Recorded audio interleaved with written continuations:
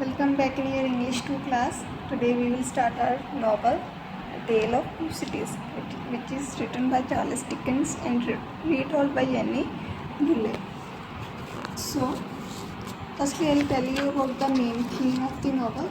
What is the main theme? That it's based on the duality, revolution and resurrection. It was the worst times in the London and it is considered as the best time of the London and Paris, as economic and political unrest lead to the American and French revolutions. In it, there is main characters in the England. The main character was Mr.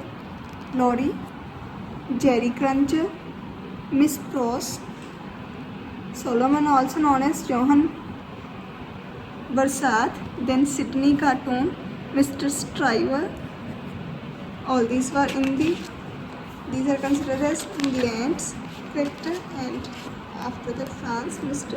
Dr. Manet, Lucy Manet, Little Lucy, the Marquis of Ervemonde, Charles Darnay, M.M.E. Defarge, M. Defarge, JQ1, JQ2, JQ3, JQ4 and JQ5.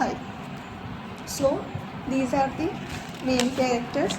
So today now we will start our first chapter, that is Recalled to Life. Recalled to life as its little promises. This brief chapter established the era in which the novel takes place.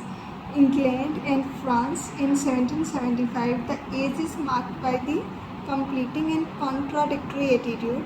It was the best of times and it was the worst of times, but resembles the present period in which Dickens writes. In England, the message that the colony of British subjects in America has sent to Miss King Years 3. France, on the other hand, witnesses excessive spending and extreme violence. Yet in terms of peace and order, English society cannot justify much national boasting either. Crime and capital punishment abound. So on Friday, it was a November night in year 1775 and steaming mist roamed up Shooter's Hill. So here is on a Friday night in late November of 1775, a mail coach wends its way from London to Dover. The three passengers must dismount from the carriage, and like alongside it climbs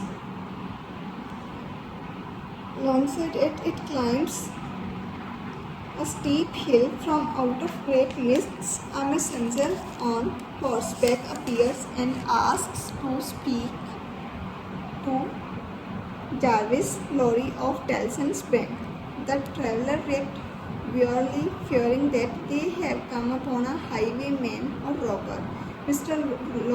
Lorry recognizes the messenger voice. He recognizes the voice of messenger and that of the Jerry Cruncher, the odd jobman at Tellson's, and accept his message. The note that Jerry passes him read, "Was at Dover, 4-man cell."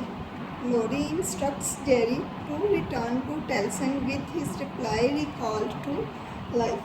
Confused and troubled by the blazing strange message, Lorry writes on to deliver it. He was confused with the message, that what is the message, but he writes and continue to write. Then the narrator ponders the mysteries and each human being poses to every other. Lorry, as he rides on the mail coach with two strangers, constitute a cure in point. Dozing, he drifts in and out of dreams, most of which revolves around the working of Tellson Bank. Still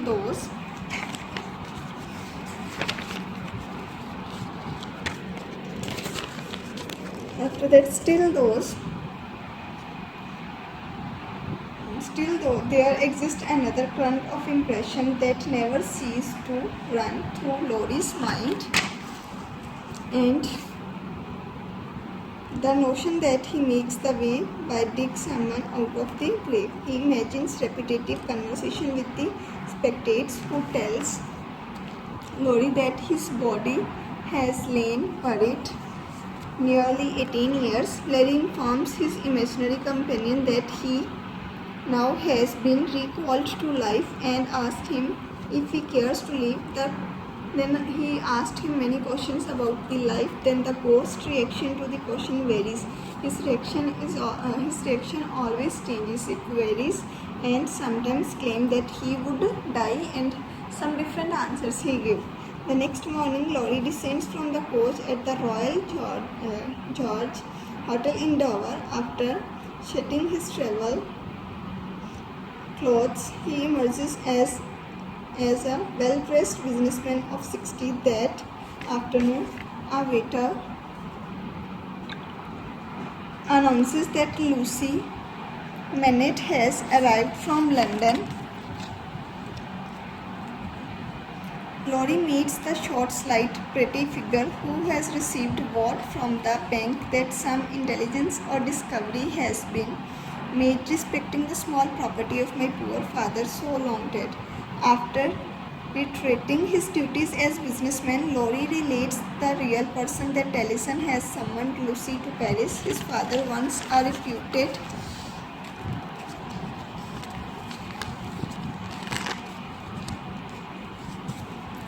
doctor has been found alive. Dear father, Laurie reports to her, has been taken to the house of an old servant in Paris, and we are going there to identify him if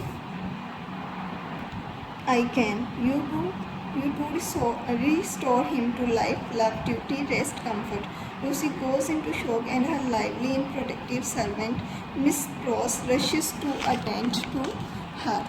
This is all about chapter number 1. If there will be any doubt, you can ask in the comment section box.